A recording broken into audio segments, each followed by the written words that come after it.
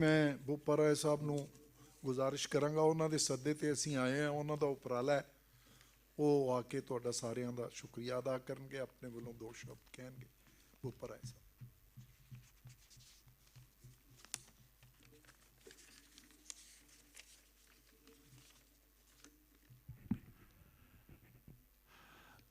मानयोग chief justice लिबड़हान जी, मेरे मंच के साथी साहिबान, especially the learned speakers who come from outside and spoken to us, and my friends and ladies, ਤੁਹਾਡਾ बहुत बहुत शुक्रिया अज इत्थे आउण दा। जे सच पुछो तो असी सारे साडा नां बड़ा बदनाम है, नां बड़ा वड्डा है कि ब्यूरोक्रेट ने ते बदनाम भी है, खास करके हुण पिछले 20-30 सालों तो जिवें साडा सारा सिस्टम चलिया है। तो साडे दिल विच बहुत ही नम्रता, असी नम्र आदमी जिहड़े तुहाडे कोल आए हैं। और ये शुरू भी इस तरह किया सी कि कुलबीर सिंह सिद्धू इत्थे बैठे ने मेरे नाल, ये साडा जिहड़ा एक दो कॉमन प्लेटफॉर्म ने इंटरनेट ते उहदे ते तुकने दिंदे रहिंदे सी, आपां कुछ करिए, आपां कुछ करिए, फार्मर दी स्ट्रगल दे विच आपां कुछ करिए। मैं उदों दो चीज़ां उहदे विच लिखियां। मैं क्या मैं इन्हां नूं सारिआं नूं इन्हां दीयां स्पीचां ध्यान नाल सुणदा। इन्हां नूं एक कमाल दे बंदे ने, सारिआं नालों पहिलां इन्हां ने प्रॉब्लम नूं समझिया।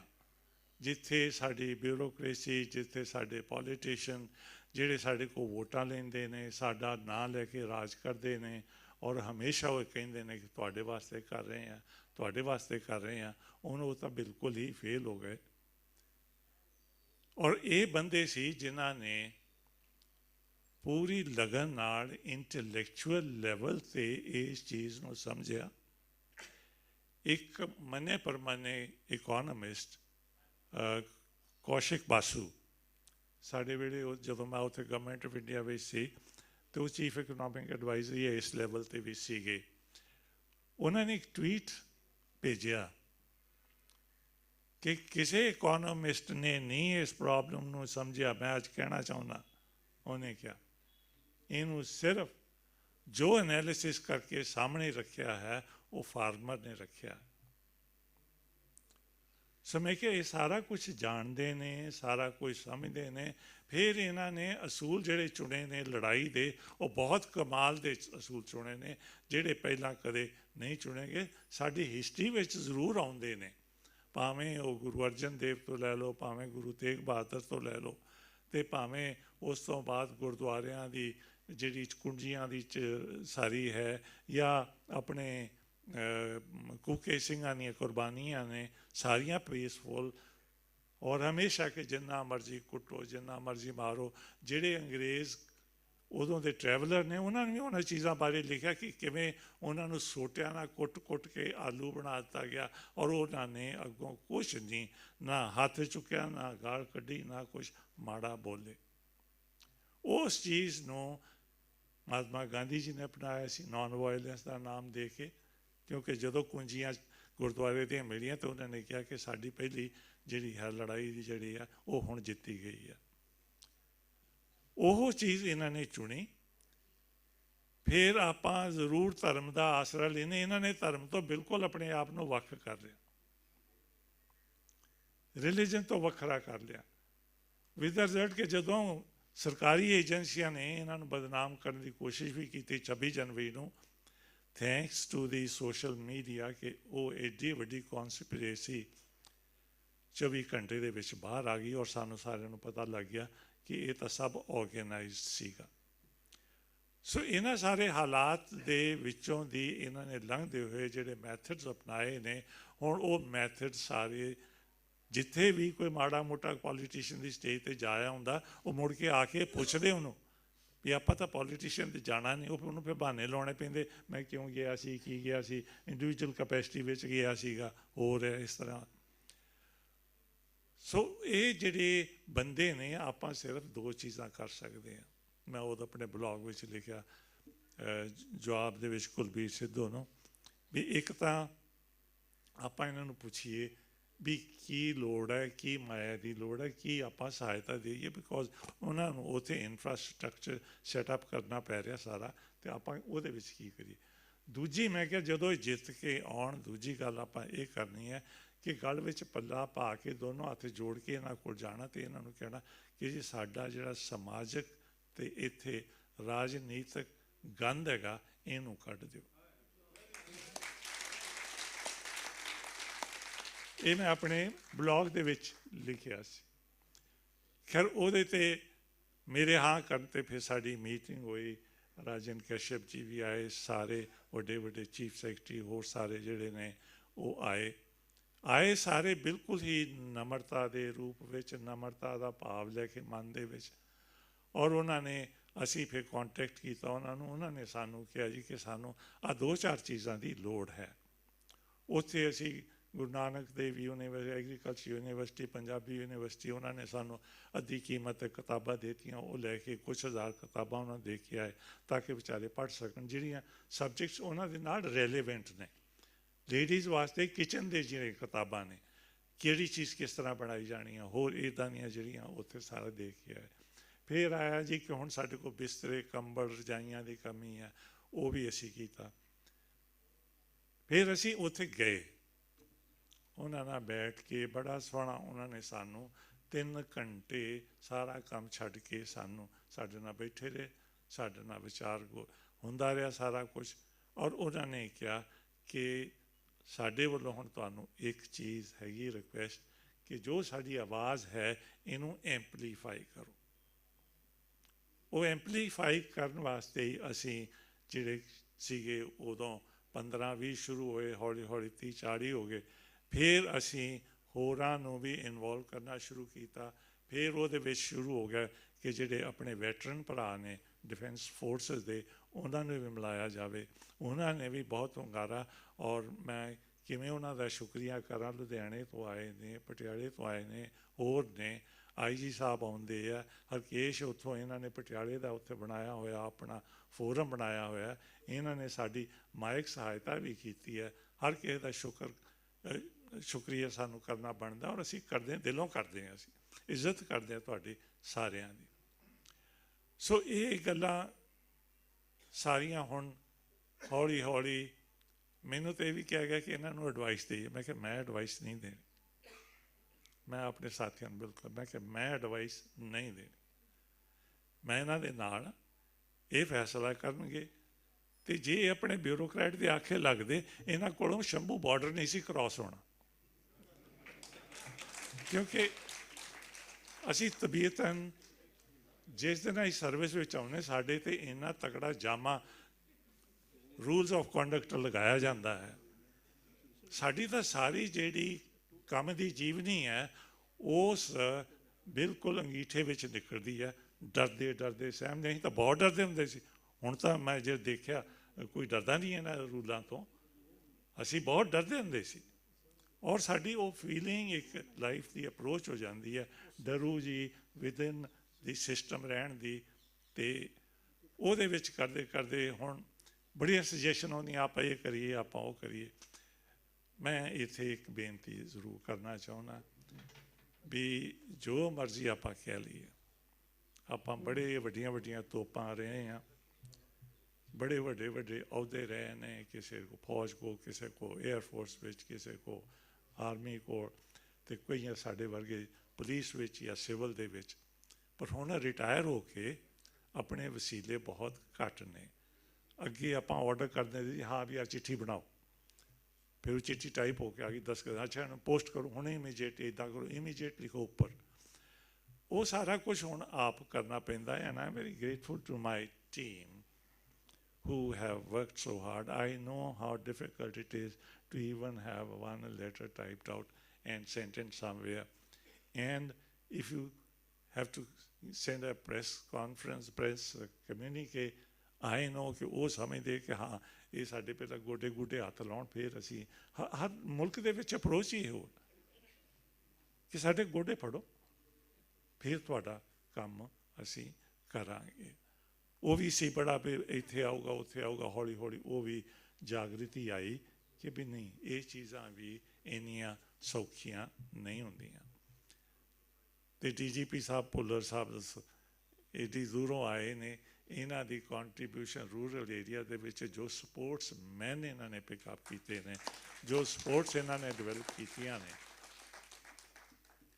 ਔਰ ਹੋਰ ਹੈ ਕਿ ਸਾਡੇ ਕੋਲ ਜਾਂ ਸਾਡੇ ਕੋਲ ਕਿਸਾਨ ਨੇ ਜਾਂ ਸਾਡੇ ਕੋਲ ਖਿਡਾਰੀ ਨੇ, ਇਹ ਦੋ ਚੀਜ਼ਾਂ ਨੇ। ਤੀਸਰੀ ਸਾਡੇ ਕੋਲ ਸੈਨਾ ਹੈ, ਜਿਨ੍ਹਾਂ ਨੂੰ ਇਹ 90% ਗਨ ਫੋਡਰ, ਜਿਹਨੂੰ ਆਪਾਂ ਕਹਿੰਦੇ ਸੋਲਜਰੀ ਜਿਹੜੀ ਹੈ, ਉਹ ਇਹ ਕਿਸਾਨ ਦਿੰਦੇ ਨੇ। ਤੇ ਇਹ ਪਤਾ ਨਹੀਂ ਕੀ ਸੋਚ ਹੈ ਇਹ ਸਰਕਾਰ ਦੀ। I am really astonished, and ਮੈਨੂੰ ਇਹ ਲੱਗਦਾ ਹੈ ਕਿ ਇਹ ਕੰਮ ਬੇਅਕਲੀ ਵਿੱਚ ਹੋ ਰਿਹਾ। ਐਂਡ ਮੈਂ ਤਾਂ ਇੱਕ ਐਡਵਾਈਸ ਵੀ ਦੇਣਾ ਚਾਹੁੰਦਾ to the prime minister directly through you people, if you permit me, and I have written that so that I am very careful. I've written, ladies and gentlemen, I have been an old man from my early days, and I have given free advice to my seniors and superiors, not below. ਉੱਥੇ ਲੋੜ ਨਹੀਂ ਸੀ, ਉੱਥੇ ਤਾਂ ਅੱਖ 'ਚ ਅੱਖ ਮਿਲਾ ਕੇ ਗੱਲ ਕਰੀ ਦੀ ਸੀ ਨਾ, ਅਗਲਾ ਸੁਣ ਹੋ ਜਾਂਦਾ ਸੀ। But I have given free advice to my seniors and superiors. Actually, I've never missed the moment. I'm very proud of saying that. I've sometimes given up jobs to do that, to stand, to stick by my stand. I would like to give a piece now to Honorable Prime Minister, through you. Mr. Prime Minister, you are very keen to leave a lasting image in the history of India by creating a rightist revolution. You may very well land, sir, the country in a leftist revolution instead. ਇਹਨਾਂ ਸ਼ਬਦਾਂ ਨਾਲ ਮੈਂ ਆਪਣੀ team ਨੂੰ ਇੱਕ ਵਾਰੀ ਫਿਰ, Justice Libraham Saab, I cannot thank you enough. You gave me 1 hour, and I think yesterday you also got fed up ਕਿ ਬੰਦਾ ਜ਼ਿਆਦਾ ਗਰਮ ਹੁੰਦਾ ਜਾਂਦਾ। ਇਹਨਾਂ ਦੇ ਐਕਸਪੈਕਟ ਦੇ ਫਿਰ ਮੈਂ ਕਿਹਾ ਛੁੱਟੀ ਲਈ ਦਵਾ ਦਾ ਵੀ, ਇਹਨਾਂ ਨੇ ਮੈਨੂੰ ਉਸੇ ਵੇਲੇ ਛੁੱਟੀ ਵੀ ਦੇ ਦਿੱਤੀ। Thank you very much, sir. And Chima Saab, ਹਾਂਜੀ ਆ ਜਾਓ। Thank you, Justice Libraham, Sardar R.I. Singh Sahib ਤੇ ਸਾਡੇ ਸਭ ਤੋਂ ਸੀਨੀਅਰ ਮੋਸਟ ਵੈਟਰਨ ਬੋਪਰ ਰਾਏ ਸਾਹਿਬ ਤੇ ਤੁਹਾਡੇ ਸਭ ਦਾ। ਇੱਕ ਗੱਲ ਆਪਣੇ ਨਿੱਜੀ ਅਹਿਸਾਸ ਜਿਹੜਾ ਸਾਡਾ ਸ਼ਬਦ ਹੈ ਸਰ, ਜਦੋਂ ਅਸੀਂ ਸਿੰਘੂ ਬਾਰਡਰ 'ਤੇ ਗਏ ਤਾਂ it was a pilgrim's journey, pilgrim's progress soul wise. ਜਦੋਂ ਬੰਦਾ ਬਦਰੀਨਾਥ ਹੇਮਕੁੰਡ ਸਾਹਿਬ ਦੀਆਂ ਉਚਾਈਆਂ 'ਤੇ ਜਾਂਦਾ ਹੈ, ਉਹਦੇ ਵਿੱਚ ਈਗੋ ਫੇਰ ਜਾਗਦੀ ਹੈ ਵੀ ਮੈਂ ਹੀ ਜਾ ਰਿਹਾ, ਦੇਖੋ ਕਿੱਡਾ ਮੈਂ ਬਹਾਦਰੀ ਦਾ ਕੰਮ ਕਰ ਰਿਹਾ, ਐਡੇ ਦੁਰਗਮ ਰਸਤੇ 'ਤੇ ਜਾ ਰਿਹਾ। ਅਤੇ ਜਦੋਂ ਉੱਥੇ ਪਹੁੰਚਦਾ ਤਾਂ ਉੱਥੇ ਆਪਦੇ ਸੌਣ ਨੂੰ ਦਰੀ ਰਜ਼ਾਈ ਨਹੀਂ ਮਿਲਦੀ। ਅਤੇ ਸਿੰਘੂ ਬਾਰਡਰ ਦਾ ਐਕਸਪੀਰੀਅੰਸ ਸਰ ਅਸੀਂ ਜਿਨ੍ਹਾਂ ਨੇ ਕੀਤਾ ਅਤੇ ਜਿਹੜਾ ਨੂੰ ਮੈਂ ਕਹਾਂਗਾ ਕਰਕੇ ਦੇਖੋ, it is nothing less than pilgrim's progress. ਦੂਸਰਾ 30 40 ਸਾਲ ਇੱਕ ਪ੍ਰੋਟੋਕੋਲ ਦੇ ਵਿੱਚ ਸਰਿੰਗ ਕਰਦਿਆਂ ਦਾ ਉਹ ਸਾਡਾ ਮਰਿਆਦਾ, ਸਾਡੀ ਸਟਰੈਂਥ ਹੈ। ਅਤੇ ਇੱਥੇ ਇੱਕ ਇਹ ਗੱਲ ਦੇਖੀ ਸਰ ਅਲਾਮਾ ਇਕਬਾਲ ਦੇ ਸ਼ਬਦਾਂ 'ਚ, एक ही सफ़ में इकट्ठे हो गए महमूद अयाज महमूद सुल्तान तो गुलाम अयाज, फिर कोई बंदा रहा ना बंदा नवाज। तीजी गल जी मैनू राजेवाल साहब ने मैनू R.I. सिंह साहब नू, इकबाल सिंह सिद्धू नू, बोपर राय साहब नू कान विच गई ਤੁਹਾਡੇ ਤਨ ਦੀ ਵੀ ਨਹੀਂ ਬਹੁਤੀ ਲੋੜ, ਤੁਹਾਡੇ ਧਨ ਦੀ ਵੀ ਨਹੀਂ ਲੋੜ। ਅੰਮ੍ਰਿਤਾ ਪ੍ਰੀਤਮ ਦੇ ਸ਼ਬਦਾਂ 'ਚ ਕਹੂੰਗਾ, ਅਸੀਂ ਬਾਜ਼ੀ ਜੱਗ ਵਾਲੀ ਜਿੱਤ ਲੈਂਦੇ ਜੇ ਤੂੰ ਰੰਗ ਦੀ ਦੁੱਕੀ ਲਾ ਦਿੰਦਾ। Thank you. ਤੇ ਇੱਕ ਸ਼ੁਕਰੀਆ ਮੈਂ ਸਪੈਸ਼ਲੀ ਕਰਨਾ ਚਾਹੁੰਦਾ ਸਰਦਾਰ ਰਜਿੰਦਰ ਸਿੰਘ ਚੀਮਾ ਦਾ, ਸੀਨੀਅਰ ਐਡਵੋਕੇਟ ਔਰ ਇਸ ਵੇਲੇ probably the best criminal lawyer in the country. When we spoke to him, ਜਦੋਂ ਅਸੀਂ ਗੱਲ ਕੀਤੀ ਉਹਨਾਂ ਨਾਲ, ਉਹਨਾਂ ਨੇ ਸਭ ਕੁਝ ਸਾਡੇ ਹੱਥੋਂ ਲੈ ਲਿਆ, ਫੜ ਲਿਆ ਐਕਚੁਅਲੀ।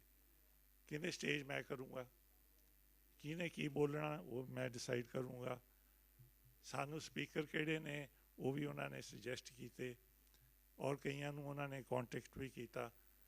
ਸਾਨੂੰ ਮੈਸੇਜਸ ਵੀ ਲਿਆ ਕੇ ਦਿੱਤੇ ਚੀਮਾ ਸਾਹਿਬ ਨੇ, ਜਿਹੜੇ ਕਿ ਸਾਡੇ ਜਿਹੜੇ ਇਸ ਐਫਰਟ ਨੂੰ ਉਹਨਾਂ ਨੇ ਅਪਲੋਡ ਕੀਤਾ ਹੈ।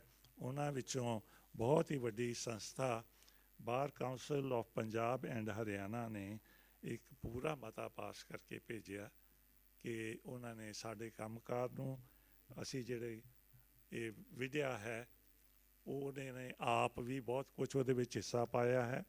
ਉਹਨਾਂ ਨੇ 5 ਲੱਖ ਦੀ ਮੈਟਰਸਿਸ ਅਤੇ ਬਲੈਂਕਟਸ ਉਹਨਾਂ ਨੇ ਦਿੱਤੀਆਂ ਨੇ ਉੱਥੇ ਜਾ ਕੇ, ਅਤੇ ਹਰ ਕਿਸਮ ਦੀ ਉਹ ਲੀਗਲ ਜਿਹੜੀ ਹੈ ਸਪੋਰਟ ਉਹ ਵੀ ਦੇ ਰਹੇ ਨੇ, which is at the moment very vital, because ਨਹੀਂ ਤਾਂ ਸਾਡੇ ਬੰਦੇ ਬਹੁਤ ਡਰ ਜਾਂਦੇ ਜਦੋਂ ਇੱਕ ਸਰਕਾਰੀ ਨੋਟਿਸ ਆਵੇ, ਕਚਹਿਰੀ ਦਾ ਜਾਂ ਪੁਲਿਸ ਦਾ ਨੋਟਿਸ ਆਵੇ। ਇਹਨਾਂ ਨੇ ਕਿਹਾ ਕੋਈ ਡਰਨ ਦੀ ਲੋੜ ਨਹੀਂ, ਸਾਡੇ ਕੋਲ ਆ ਜਾਓ ਬਸ। ਇਹ ਉਹਨਾਂ ਨੇ ਇਹਨਾਂ ਦੇ ਸਾਡੇ ਬਾਰ ਕਾਉਂਸਲ ਇੱਥੋਂ ਦੀਆਂ ਹੋਣ, ਦਿੱਲੀ ਦੀਆਂ ਹੋਣ, ਉਹਨਾਂ ਦੀ ਇਹ ਬਹੁਤ ਵੱਡੀ ਅਚੀਵਮੈਂਟ ਹੈ ਕਿ ਉਹਨਾਂ ਨੇ ਇਹਨਾਂ ਦੀ ਡਿਫੈਂਸ ਜਿਹੜੀ ਹੈ ਫਾਰਮਰਸ ਦੀ ਉਹ ਪ੍ਰੋਵਾਈਡ ਕੀਤੀ ਹੈ। I once again thank you all for being so patient, and I know you have many questions to ask us, but amplification of voice ਜਿਹੜੀ ਸਾਡੀ ਡਿਊਟੀ ਲਾਈ ਹੈ ਇਹਨਾਂ ਨੇ can only be through knowledge. Emotion ਆਪਾਂ ਹਰ ਕਿਸੇ ਕੋਲੋਂ ਸੁਣ ਲੈਂਦੇ ਹਾਂ, ਐਕਚੁਅਲ ਹਾਲਾਤ ਕੀ ਨੇ ਉਹ ਵੀ ਆਪਾਂ ਨੂੰ ਗਿਆਤ ਹੋ ਜਾਂਦੇ ਆ, ਆਪਾਂ ਨੂੰ ਪਤਾ ਲੱਗ ਜਾਂਦਾ ਹੈ। ਲੇਕਿਨ ਨੌਲੇਜ ਬਾਹਰਲੇ ਮੁਲਕਾਂ ਵਿੱਚ ਕੀ ਹੋ ਰਿਹਾ, ਇੱਥੇ ਕੀ ਹੋ ਰਿਹਾ, ਕੀ WTO ਹੈ, ਕੀ ਡੰਕਲ ਹੈ, ਕੀ ਕੁਛ ਹੋਰ ਹੈ, ਇਹ ਚੀਜ਼ਾਂ ਤਾਂ ਕਿ ਅਸੀਂ ਇਹਨਾਂ ਨੇ ਇਸ ਨੌਲੇਜ ਨੇ ਸਾਨੂੰ ਇਸ ਚੀਜ਼ ਤੋਂ ਅਲੱਗਾ ਕਰ ਦਿੱਤਾ ਹੈ ਕਿ ਅਸੀਂ ਸ਼ਾਇਦ ਕੋਈ ਬਹੁਤ ਹੀ ਹੀਣੀ ਜਿਹੀ ਚੀਜ਼ ਮੰਗ ਰਹੇ ਹਾਂ। ਅਸੀਂ ਬਹੁਤ ਹੀਣੇ ਬੰਦੇ ਹਾਂ, ਇੰਨੀ ਅਸੀਂ ਆਪਣੇ ਲਈ ਸਵਾਰਥੀ ਹਾਂ। ਪੰਜਾਬੀ ਹਾਂ, ਹਰਿਆਣਾ ਜ਼ਿਆਦਾ ਤੋਂ ਜ਼ਿਆਦਾ ਹੋ ਗਿਆ, ਵੈਸਟ UP ਹੋ ਗਿਆ, ਅਸੀਂ ਬੜੇ ਸਵਾਰਥੀ ਹਾਂ। ਅਸਲੀ ਗੱਲ ਇਹ ਹੈ ਵੀ ਉਹ ਕਰਮਚਾਰੀ, ਉਹ ਬਿਊਰੋਕਰੇਸੀ ਉਹਨਾਂ ਸਟੇਟਾਂ ਦੀ, ਉਹ ਪੋਲੀਟੀਸ਼ੀਅਨ ਜਿਹੜੇ ਉਹਨਾਂ ਦੇ ਨਾਂ 'ਤੇ ਰਾਜ ਕਰਦੇ ਨੇ, ਉਹ ਕੀ ਕਰਦੇ ਰਹੇ ਹੁਣ ਤਾਈਂ? ਉਹਨਾਂ ਨੂੰ ਨਹੀਂ ਸੀ ਪਤਾ MSP ਦਾ, ਉਹਨਾਂ ਨੂੰ ਤਾਂ ਪਤਾ ਸੀ।